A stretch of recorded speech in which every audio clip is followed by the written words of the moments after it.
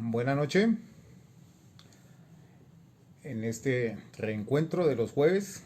Bueno, de hecho es todas las noches, pero nosotros nos vemos aquí los días jueves. Vamos a ver cuánta gente nos va llegando a nuestra lectura del día de hoy. Démonos aquí un minuto, como dicen mis compañeras, de calma, mientras vamos ambientando nuestra lectura de esta noche con un poco de música tradicional de Argelia. Argelia aquí en Colombia, Argelia Quindío, Argelia Cauca, perdón, sino Argelia, el país que está situado al norte del continente negro, del continente africano. Entonces, vamos matizando un poco a esto. Bien. Saludo a mis colegas de Cito Speak, a Luz Ángela, Zulay, a Alexandra, que hoy está en los teclados, respondiendo los eventuales mensajes que aparecen allí. ¿Sí? Y continuando con nuestras lecturas de premios Nobel, ¿sí? Hoy viajamos al antiguo continente, a África y en cierta forma también a Europa, con un autor que nació en Argelia precisamente cuando era aún un dominio francés, que es Albert Camus. Se escribe Albert Camus en español. Albert Camus, quien fallece a mi juicio tempranamente en 1960, si mal no recuerdo, un accidente automovilístico.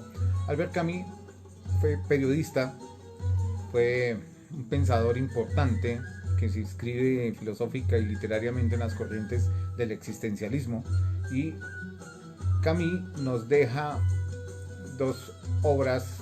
La que me ha agradado a mí en realidad ha sido El extranjero, ¿cierto? Y nos deja unos cuentos. La obra de Camus es muy amplia, pero como este no es un espacio de vida de autores, sino lectura de los mismos, pues hoy vamos a leernos un cuentico que nos habla precisamente del norte de África, de Argelia. Y ahí porque esa música que tenemos de fondo. Entonces aquí nos dicen que ¿qué tengo para esta noche? Aparte de frío, toda la intención de divertirme en esta lectura, y de pasadita pues que se diviertan algunos de ustedes, los que nos ven en directo o los que ven las grabaciones. Y como decía una amiga mía, a lo que vinimos. Y vinimos a la lectura. Entonces el cuento de esta noche se llama El huésped y dice lo siguiente. La nieve había empezado a caer de repente a mediados de octubre, después de 8 meses de sequía, sin la transición de la lluvia, y los 20 alumnos que vivían en los pueblecitos diseminados por la meseta no iban a clase. El maestro miraba para los dos hombres que subían hacia él. Uno iba a caballo, el otro a pie. Todavía no habían llegado al abrupto repecho que llevaba a la escuela, edificada en la ladera de una colina. Avanzaban trabajosa y lentamente en la nieve, entre las piedras, por el inmenso espacio de la alta meseta desierta.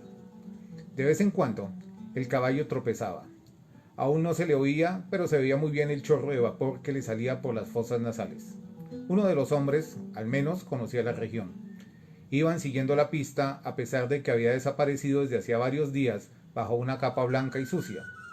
El maestro calculó que no estarían en la colina antes de media hora. Hacía frío y se metió en la escuela para ponerse un jersey. Cruzó la clase vacía y helada.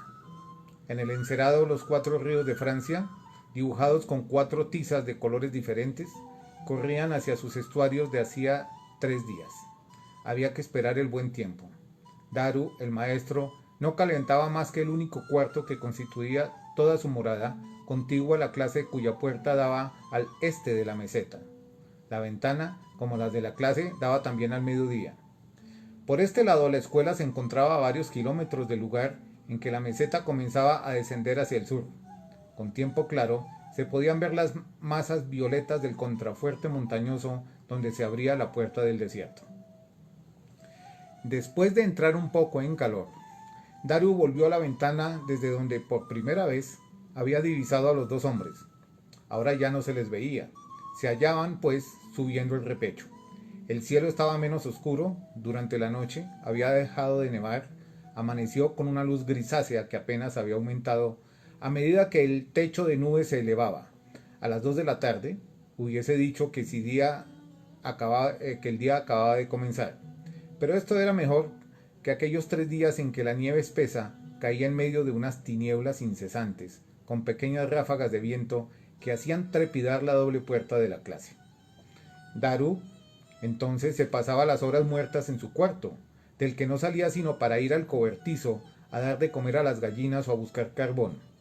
Afortunadamente, la camioneta de Tajit, el pueblo más cercano hacia el norte, había traído el suministro 2 días antes de la tempestad y volvería a pasar dentro de 48 horas.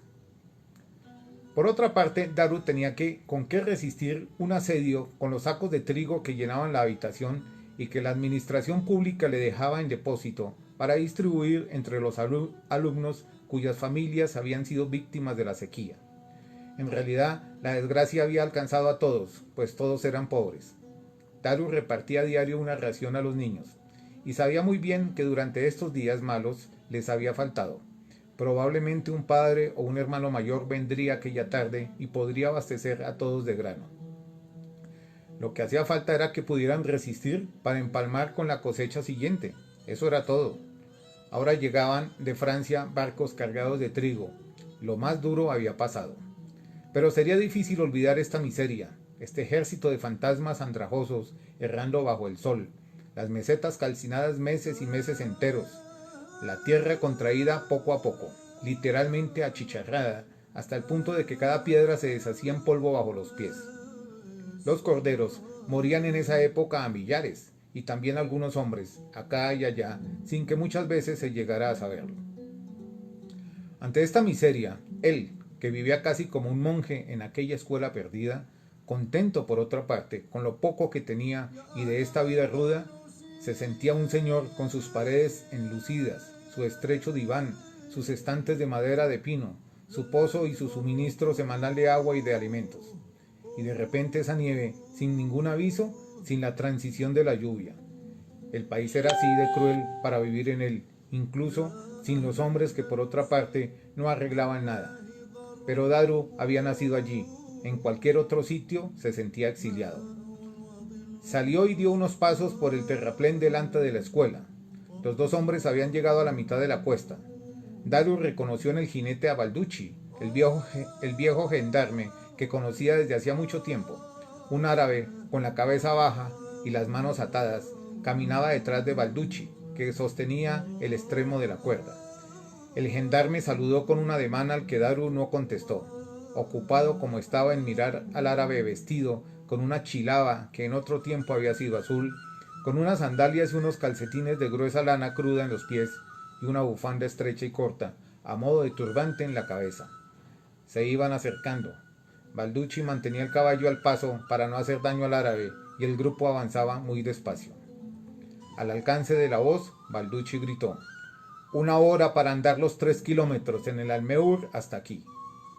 Daru no contestó. Bajo y fornido, enfundado en su grueso jersey, miraba cómo subían. Ni una sola vez el árabe había levantado la cabeza. «Hola», dijo Daru cuando llegaron al terraplén. «Entrad a calentaros un poco». Balducci se bajó con trabajo del caballo sin soltar la cuerda. Sonrió el maestro con una sonrisa que le salía de debajo de unos mostachos erizados. Sus ojillos oscuros, muy hundidos bajo una frente curtida, y su boca rodeada de arrugas, le daban un aspecto atento y aplicado. Daru cogió las riendas, llevó el caballo al cobertizo y volvió a la escuela donde le esperaban los dos hombres. Los hizo entrar en su cuarto. «Voy a calentar la clase», dijo. «Allí estaremos más anchos». Cuando entró de nuevo en el cuarto, Balducci estaba sobre el diván. Había desatado la cuerda con que sujetaba al árabe. Este se había acurrucado junto a la estufa, con las manos liadas y el turbante echado para atrás, miraba hacia la ventana. Daru al principio solo vio sus enormes labios, gruesos, lisos, casi negroides. La nariz, sin embargo, era recta, los ojos sombríos, llenos de fiebre. El turbante dejaba ver una frente obstinada y bajo la piel curtida por el sol pero un poco descolorida por el frío, toda la cara tenía un aspecto a la vez inquieto y rebelde que impresionó a Daru cuando el árabe, volviendo la cara hacia él, lo miró fijamente a los ojos. «Pasad ahí al lado», dijo el maestro, «os voy a hacer té con menta». «Gracias», dijo Balducci. «Qué faena, viva el retiro». Y dirigiéndose en árabe a su prisionero, «Tú ven». El árabe se levantó y despacio, con las muñecas juntas por delante, entró en la clase. Con el té, Daru llevó una silla, pero Balducci se había instalado ya en el primer pupitre de la clase y el árabe se había acurrucado contra la tarima del maestro, frente a la estufa que había entre la mesa y la ventana. Cuando tendió el vaso de un té al prisionero, Daru dudó ante sus manos atadas. «Tal vez se le pueda desatar». «Desde luego», dijo Balducci, «era para el viaje». E hizo ademán de levantarse, pero Daru, dejando el vaso en el suelo, se había arrodillado ya junto al árabe. Este, sin decir nada, miraba cómo lo desataban con sus ojos calenturientos.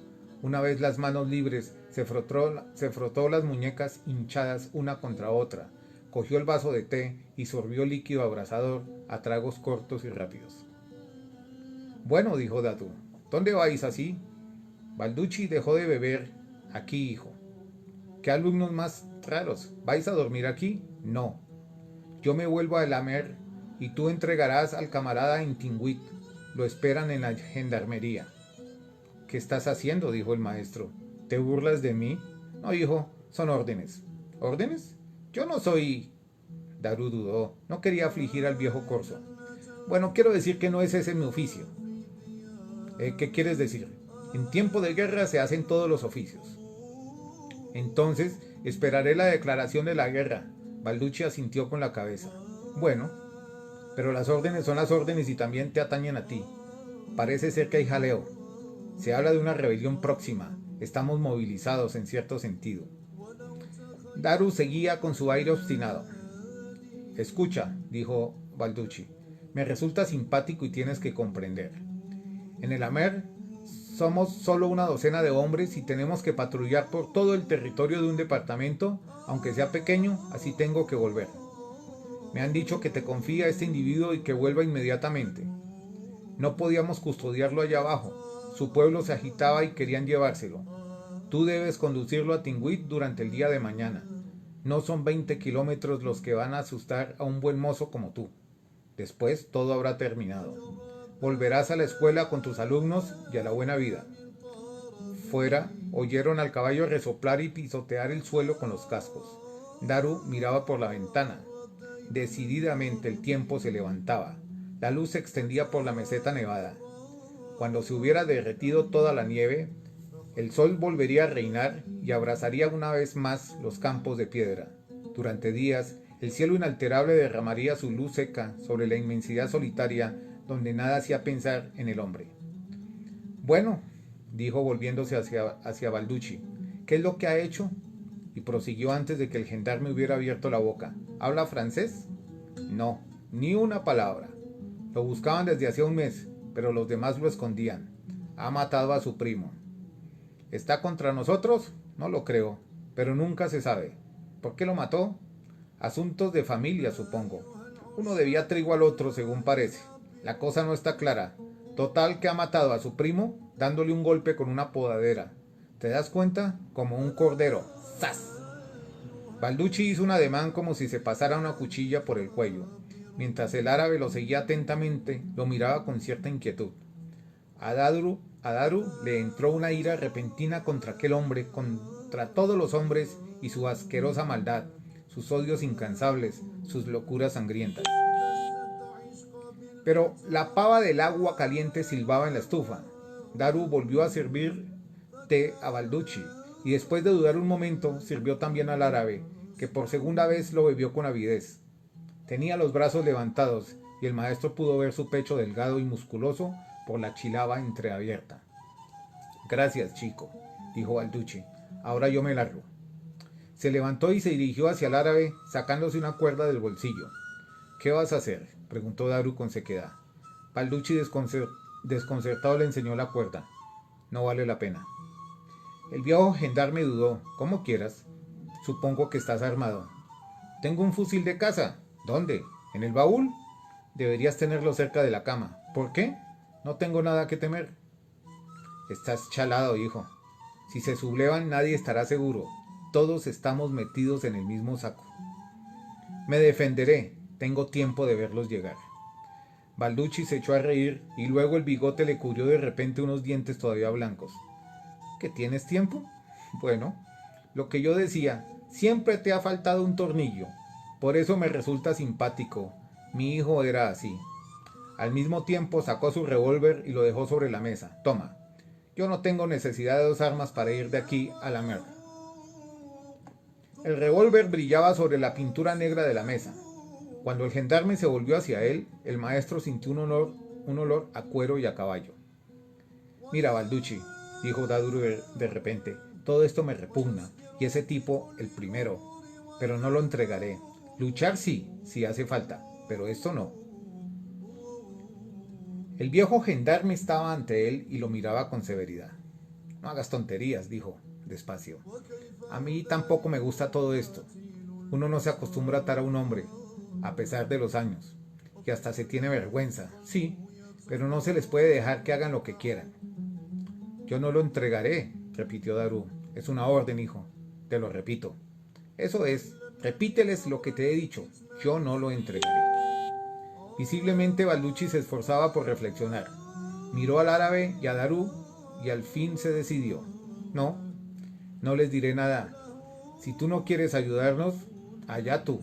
Yo no te denunciaré. Solo tengo orden de entregarte el prisionero y es lo que hago. Ahora vas a firmarme el papel». «No hace falta. No negaré que me lo has dejado. No seas malo conmigo. Sé que dirás la verdad. Eres de aquí, eres un hombre, pero debes firmar. Lo exige el reglamento». Daru abrió un cajón, sacó un frasquito cuadrado de tinta morada, el portaplumas de mango colorado con la plumilla que le servía para trazar los modelos de caligrafía y firmó. El gendarme dobló cuidadosamente el papel y se lo guardó en la cartera. Después se dirigió hacia la puerta. «Te acompaño», dijo Daru. «No», replicó Balducci. «No hace falta que andes con cumplidos, me has ofendido». Balducci miró al árabe, inmóvil en el mismo sitio, sorbió por la nariz con aire apesadumbrado y se volvió hacia la puerta. «Adiós, hijo». La puerta se batió detrás de él. Balducci surgió delante de la ventana y después desapareció. La nieve ahogaba sus pasos. El caballo se agitó detrás de la pared. Unas gallinas se espantaron. Al poco rato, Balducci volvió a pasar por delante de la ventana tirando del caballo por la brida. Caminaba hacia el repecho sin volverse y desapareció seguido del caballo. Se oyó el ruido de una piedra grande que rodaba perezosamente. Daru se volvió hacia el prisionero que no se había movido, pero que no dejaba de mirarlo. «Espera», dijo el maestro en árabe, y se dirigió hacia su cuarto. En el momento de pasar el umbral cambió de parecer. Fue a la mesa, cogió el revólver y se lo metió en el bolsillo. Después, sin volverse, entró en su habitación. Durante mucho tiempo se quedó echado en el diván mirando al cielo que se oscurecía poco a poco, escuchando el silencio. Ese silencio que los primeros días de su llegada, después de la guerra, le había parecido tan penoso. En aquella época había pedido un puesto en la pequeña ciudad al pie de los contrafuertes que separan la altiplanicie del desierto. Allí, unas murallas rocosas verdes y negras al norte, rosas o malvas al sur, marcaban la frontera del eterno verano. Pero lo habían nombrado para un puesto más al norte, en la misma meseta. Al principio, la soledad y el silencio le habían resultado muy duros en aquellas tierras ingratas, habitadas solamente por las piedras. Refresco. Yo no sé ustedes, pero a mí me gusta este cuento. Otras veces raspaban algunas pellas de tierra, acumuladas en las hondonadas, para abonar los áridos jardines de los pueblos. Solamente la piedra cubría las 3/4 partes de este país en que las ciudades nacían, brillaban y desaparecían. Los hombres pasaban, se amaban o se mordían la garganta y después morían. En este desierto nadie, ni él ni su huésped eran nada, y sin embargo, fuera de este desierto, ni uno ni otro, Daru lo sabía muy bien, hubiera podido vivir verdaderamente. Cuando se levantó, ningún ruido se oía en la sala de clase.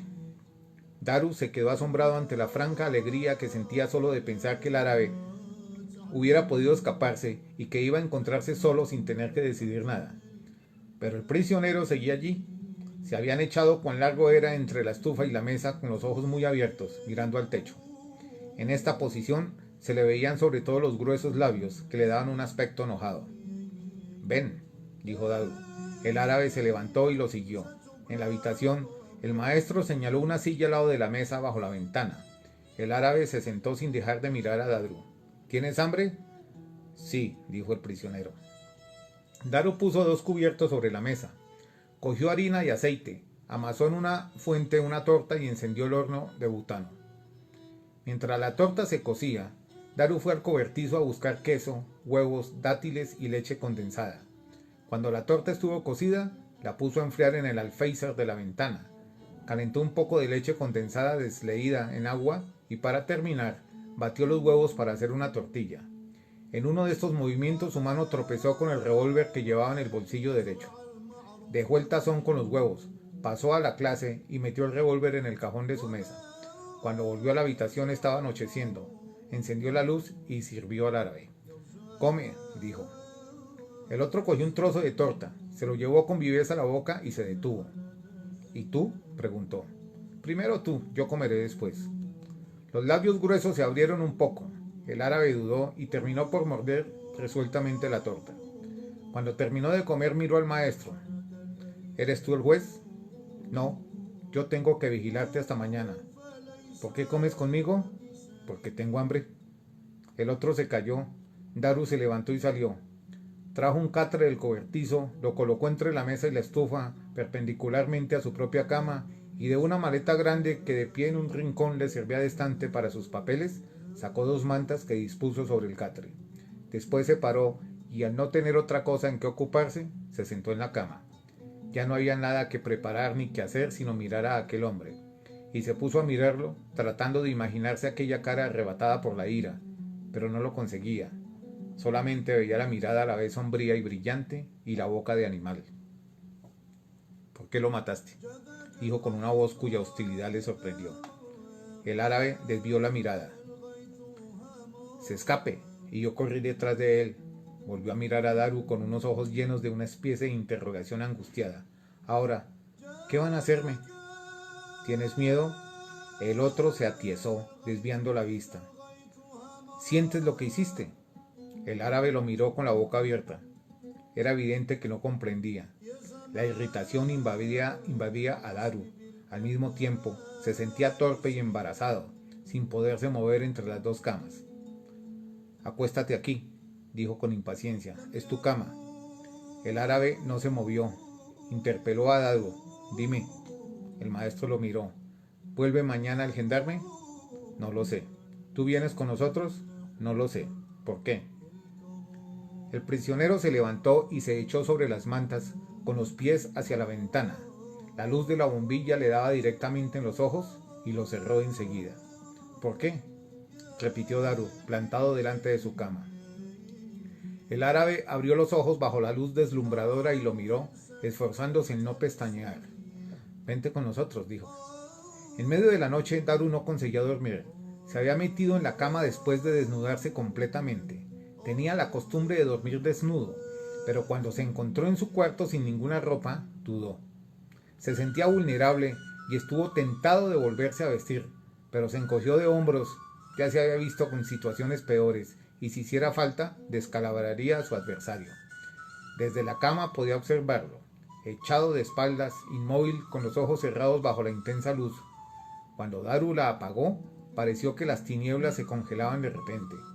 Poco a poco, la noche fue recobrando vida en la ventana donde el cielo sin estrellas se movía suavemente. El maestro siguió enseguida el cuerpo extendido ante él.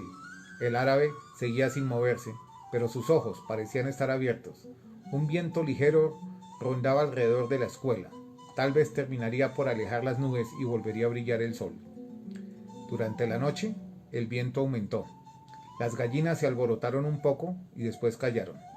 El árabe se volvió de costado, dando la espalda a Daru, y a éste le pareció oírlo gemir. Entonces acechó su respiración más fuerte y más regular que hacía un momento. Daru oía ese aliento tan cercano y soñaba sin poderse dormir. En la habitación en que desde hacía un año dormía solo, aquella presencia le molestaba. Pero también le molestaba porque le imponía una especie de fraternidad que él rechazaba en las circunstancias actuales y que conocía muy bien. Los hombres que comparten los mismos dormitorios, ya sean soldados o prisioneros, contraen un lazo extraño como si, al quitarse las armaduras con la ropa, se hermanaran cada noche, por encima de sus diferencias, en la vieja comunidad del sueño y del cansancio. Pero Daru se agitaba, no le gustaban esas tonterías, tenía que dormir.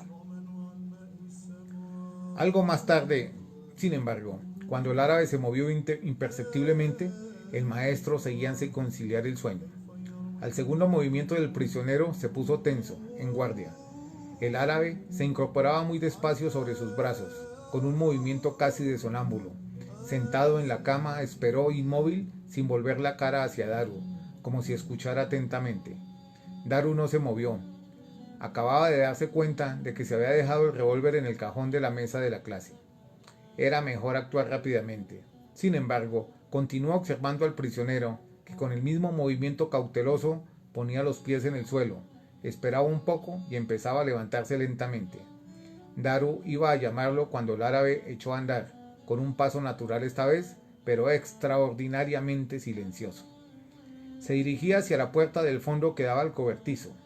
Hizo girar el picaporte con precaución y salió empujando la puerta tras él sin cerrarla del todo. Daru no se había movido. Se escapa, pensó. Menudo alivio. Sin embargo, aguzó el oído. Las gallinas no se movían. El árabe se hallaba pues en la meseta. Entonces le llegó un débil ruido de agua y solo comprendió lo que era. En el momento en que el árabe apareció de nuevo en el marco de la puerta, la cerró con cuidado y se acostó sin hacer ruido. Daru se volvió de espaldas y se durmió. Algo más tarde, le pareció oír en lo profundo de su sueño unos pasos furtivos alrededor de la escuela. Estoy soñando, se repetía, y efectivamente estaba dormido. Cuando se despertó, el cielo estaba despejado. Por la ventana mal encajada entraba un aire frío y puro. El árabe dormía, acurrucado ahora bajo las mantas, con la boca abierta, totalmente confiado. Pero cuando Daru lo zarandeó, se sobresaltó y miró a Daru sin reconocerlo, con unos ojos de loco y una expresión tan asustada que el maestro dio un paso atrás. No tengas miedo, soy yo. Vamos a comer. El árabe asintió con la cabeza y dijo que sí. Su rostro había recobrado la serenidad, pero su expresión permanecía ausente y distraída. El café estaba preparado. Lo bebieron, sentados ambos en el catre y comiendo unos trozos de torta. Después, Daru llevó al árabe al cobertizo y le enseñó el grifo donde él se lavaba todos los días. Volvió al cuarto, dobló las mantas, recogió el catre, hizo su cama y ordenó la habitación. Entonces salió al terraplén pasando por la escuela. El sol se elevaba ya en el cielo azul, una luz tierna y viva inundaba la meseta desierta. En el repecho, la nieve empezaba a derretirse. Las piedras volverían a aparecer. En cuclillas al borde de la meseta, el maestro contemplaba la inmensidad del desierto. Pensaba en Balducci. Le había apenado, le había echado de allí en cierto modo, como si no quisiera que lo metieran en el mismo saco que a él. Aún oía el adiós del gendarme, y sin saber por qué, se sentía extrañamente vacío y vulnerable. En este momento, al otro lado de la escuela, el prisionero tosió. Daru lo oyó, casi a pesar suyo. Después, furioso, tiró una piedra que silbó en el aire antes de hundirse en la nieve.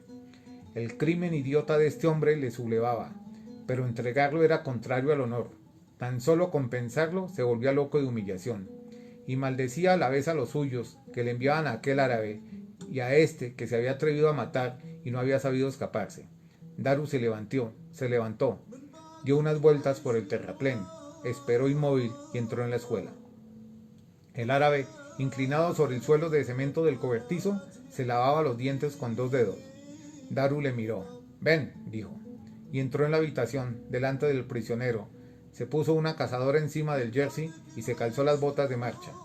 Después, esperó de pie a que el árabe se hubiera puesto el turbante y las sandalias. Entraron en la escuela y el maestro señaló la salida a su compañero. Vete. El otro no se movió. Ahora vengo, dijo Daru. El árabe salió. Daru volvió a entrar en la habitación e hizo un paquete con tostadas de pan, dátiles y azúcar. En la clase, antes de salir, dudó un segundo ante su mesa, después atravesó el umbral de la escuela y cerró la puerta. Por ahí, dijo, y tomó la dirección del este, seguido por el prisionero. Pero a poca distancia de la escuela le pareció oír un ligero ruido detrás de él. Volvió sobre sus pasos e inspeccionó los alrededores de la casa. No había nadie. El árabe le miraba sin comprender lo que hacía. Vamos, dijo Daru. Caminaron una hora y descansaron junto a una especie de pico calcáreo. La nieve se derretía cada vez más deprisa. El sol absorbía inmediatamente los charcos, limpiaba a toda velocidad la meseta, que poco a poco se secaba y vibraba lo mismo que el aire. Cuando de nuevo se pusieron en camino, la tierra resonaba bajo sus pasos. A lo lejos, un pájaro hendía el espacio ante ellos con un trino alegre. Daru bebía, respirando profundamente, la fresca luz matutina. Una especie de exaltación nacía en el bajo el gran espacio familiar, casi enteramente amarillo ahora, bajo su casquete de cielo azul. Anduvieron una hora más, bajando hacia el sur. Llegaron a una especie de eminencia achatada formada por rocas fiabres. A partir de allí, la meseta descendía al este hacia una llanura baja donde se podían distinguir algunos árboles medio secos y al sur hacia unos montones de rocas que daban al paisaje un aspecto atormentado. Daru inspeccionó las dos direcciones. No había más que el cielo en el horizonte, no se veía ningún hombre. Daru se volvió hacia el árabe, que lo miraba sin comprender y le tendió un paquete. Toma. Son dátiles, pan y azúcar. Te llegará para 2 días. Toma 1000 francos también. El árabe cogió el paquete y el dinero y se quedó con las manos llenas a la altura del pecho, como si no supiera qué hacer con lo que le daban. Mira ahora, dijo el maestro, y señalaba la dirección del este. Ese es el camino de Tingüit. Son 2 horas de marcha. En Tingüit están la administración y la policía. Te esperan.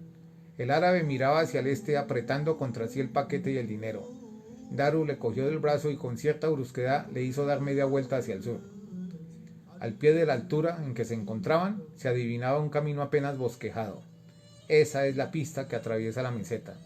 A un día de marcha de aquí encontrarás los pastes y los primeros nómadas. Te acogerán y te darán refugio según las leyes. El árabe se había vuelto ahora hacia Daru y su rostro reflejaba pánico. Oye, dijo. Daru meneó la cabeza. No, cállate, ahora yo te dejo. Le volvió la espalda, dio 2 pasos en dirección de la escuela, miró con cierta indecisión al árabe inmóvil y se alejó.